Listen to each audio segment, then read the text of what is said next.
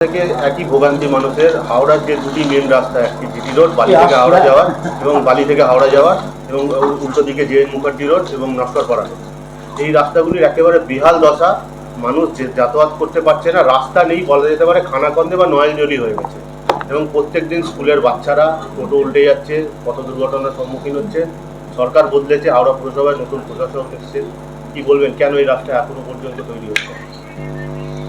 আপনাকে একটা বিষয় বুঝতে হবে যে নতুন সরকার যেটা হয়েছে সে সরকারের বয়স হচ্ছে এখন 2.5 মাস।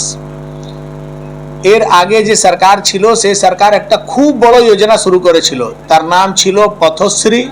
দ্বিতীয়ের নাম ছিল আমার পাড়ায় আমার সমাধান। পাড়ার সমাধান তো হয়েছে, যেখানে প্রয়োজন ছিল না সেখানেও রাস্তা হয়েছে, ফেভার ব্লক বসিয়ে দিয়েছে।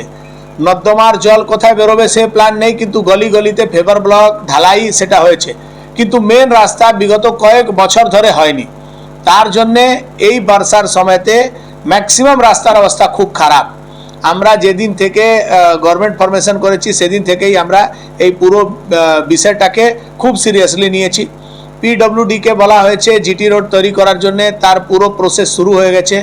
সঙ্গে সঙ্গে যে মেন রাস্তার আপনি কথা বলছেন, JN Mukherjee road, Naskarpara road, Salkia school road, এই রাস্তা এই বর্ষাকালের মধ্যে আমরা 2 বার প্যাচওয়ার্ক করার চেষ্টা করেছি, কিন্তু ওই এলাকায় জল জমে।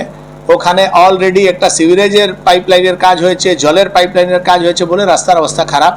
আমরা টেম্পোরারি ওখানে প্যাচওয়ার্ক করার কাজ চালাচ্ছি।